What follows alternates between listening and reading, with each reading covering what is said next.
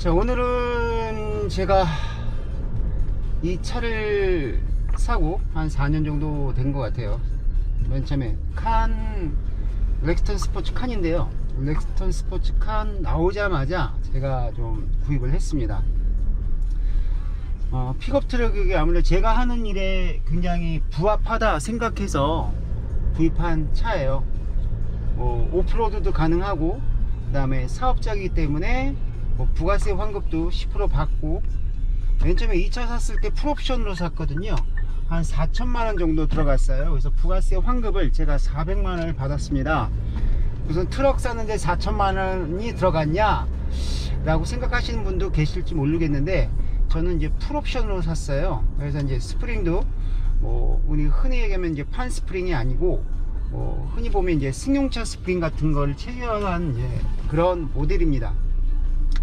근데 4년 동안 제가 이 차를 하면서 느낀 점이 뭐냐면, 저는 이 차에 대해서 전혀 불만이 없다 라고 생각이 들어요. 아무래도 이 차 타기 전에는 GM 대우 거를 많이 탔죠. 매그너스나 아니면 저 어렸을 때 탔던 르망이나 이런 것들이 굉장히 많이 tas어요. 로얄 프린스라든지 등등 해서 많이 탔는데, 픽업 트럭 우리나라 맨 처음에 이렇게 정착되기 전에는 무슨 트럭을 타고 다녀, 우리가 흔히 얘기하면 그냥 1톤 트럭 있잖아요. 앞에 딱 잘린 것들, 그런 인식이 있었어요. 그래서 이 차를 살 때는 그냥 제가 하는 일이 있어서 사업용으로만 끌고 다녀야겠다 생각하고 구입을 한 차인데, 이 차를 구입하고 거의 세단을 거의 그랜저를 타고 다니질 않았습니다. 그래서 팔아버렸죠. 저는 이 차에 대해서 전혀 불만이 없어요. 승차감이 나쁘다 어쩌저쩌다 이런 말씀들이 굉장히 많은데, 저는 승차감에 대해서도 전혀 제가 무감각한 사람인지 몰라도 승차감이 나쁘다 이런 생각을 해본 적이 없어요.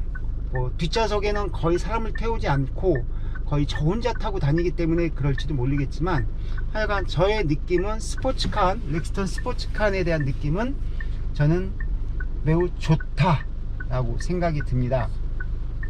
아무래도 차가 차인 만큼 차고가 높다 보니 캠핑도 주로 하려고 생각들도 많이 하셔요. 그래서 저 같은 경우는 이 차를 구입하자마자 스트로즈웍스 루프탑 텐트 하드탑을 좀 올렸습니다.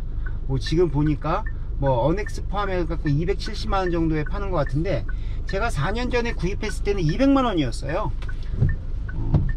그래서 200만원에 구입해 가지고 그걸 4년 동안 몇 번 썼냐 하면 저는 2번밖에 못 썼습니다.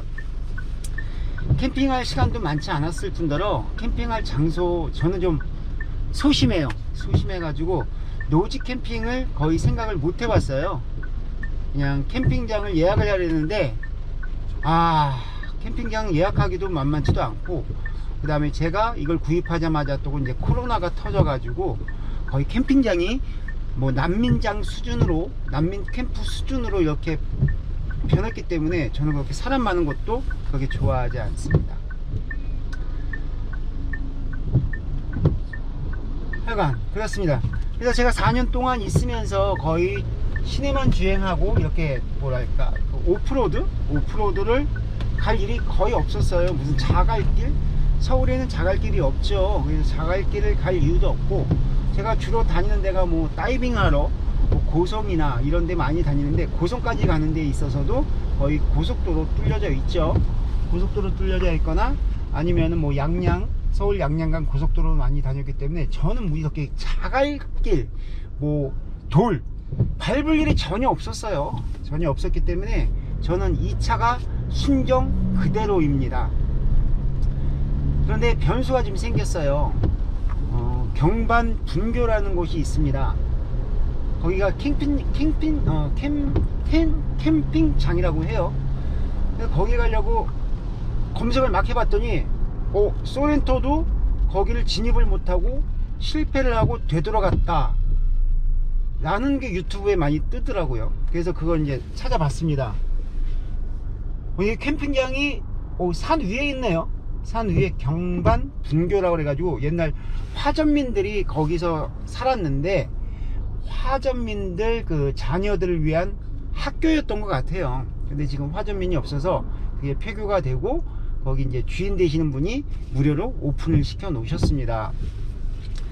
앞에 얘기했듯이 화전민 자제분들 자제분들이 공부하던 곳이다 라고 얘기하니 얼마나 산속에 있겠습니까. 그걸 봤더니 뭐 거의 물 5개 건너고, 그렇게 큰 고랑은 아닌 것 같은데 물 5개를 건너고 뭐 산길로 올라가야 되고 뭐 약간 세미 오프로드다 라고 얘기를 하더라고요. 올라가다 보면 순정으로는 밑에 언덕 쪽에 긁을 수 있다 라고 많이들 글씨를 많이들 올려놓으셨더라고요. 그래서 하부가 돌에 긁혀 가지고 재수 없으면 기백만원 깨집니다. 제가 이제 자동차 쪽에서 일을 하다 보니 좀 그래요. 그래서 이게 캠핑을 가려고 생각하다 보니 하부 긁혀 가지고 기백만원 깨지면 돈 아깝잖아요. 그래서 언더커버를 좀 해야겠다 라는 생각이 들어서 언더커버를 하러 지금 단속 구간입니다. 인천으로 가고 있습니다. 뭐 언더커버를 굉장히 잘 해주신다고 얘기를 하셔가지고 지금 가고 있습니다. 캠핑장이 무료인데 언더커버 하는데 한 돈 30만원 깨질 것 같아요. 1단계 앞에만. 이게 합리적인가? 라고 생각이 좀 들기는 합니다. 무료 캠핑장을 가려고 30만원에 여태껏 쓰지도 않았던 언더커버를 써야 된다. 합리적이지 못한 것 같아요. 제가 생각해도. 그런데 이제 이 차도 4년이 됐기 때문에 이제 저도 이제 험로도 다니고 아까 얘기했던 뭐 난민총 같은 그런 것들이 없어지고 지금 해외로들 많이 나가신다고 하니 약간 노지 캠핑이 하고 싶어졌어요. 그래서 좀 30만원이라는 돈을 들여서 단순한 언더커버를 좀 할 거고요. 그러고 나서 경반 분교라는 곳을 갈 겁니다. 그래서 지금 저는 언더커버를 하기 위해서 장장 40km가 떨어져 있는 인천으로 언더커버를 하려고 가고 있습니다.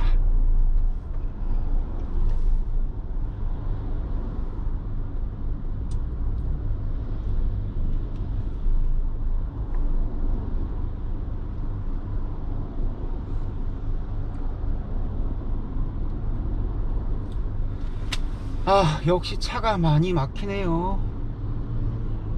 11시까지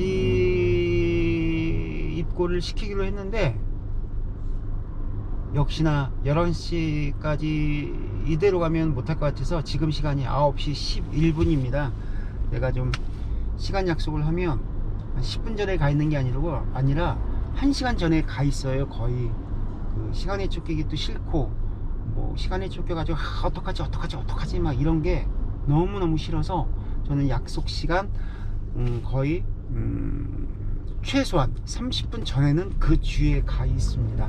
그게 좀 마음이 편하더라고요. 자, 어쨌건 지금 이제 달려서 인천으로 가 보도록 하겠습니다.